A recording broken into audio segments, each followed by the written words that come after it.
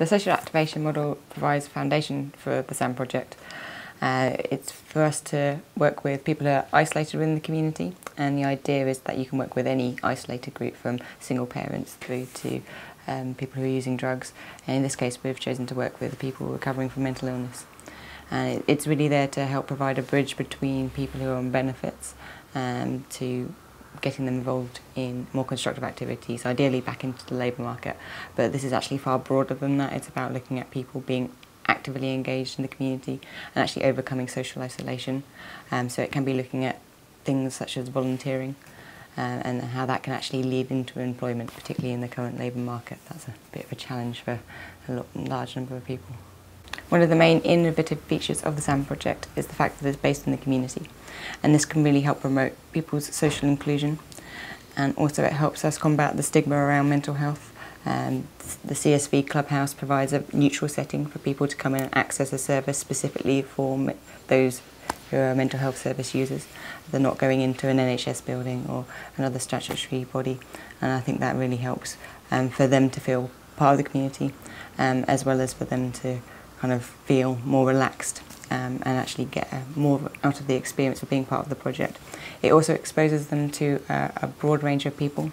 We've got people from all different walks of life that come into this building, and it's a great opportunity for them to kind of get a broad understanding of kind of society.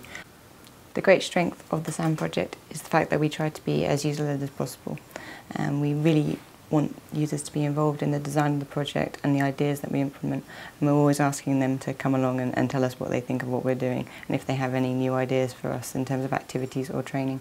We also encourage them to take on leadership roles within the project, within specific groups, or to start up their own groups, looking at peer support and things like that.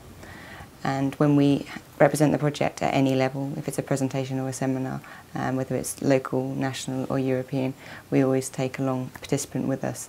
We feel it is much more powerful when the experience of the project comes through them and they can express in their own words the experiences that they've had, and it also generates a real sense of achievement for them.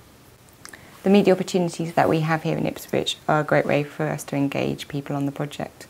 We can provide opportunities through community TV and community radio, as well as accredited training in web design, Photoshop, video production and many more.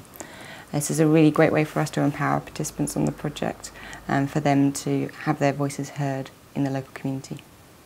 The great opportunity we have through this stream of funding is to innovate through change. It allows us to try out different approaches, different activities, different techniques, and to make mistakes and to learn from those mistakes. And it really allows us to design the programme around the service users and the volunteers to make sure that we can really support them to achieve the outcome, which is to get them back into work.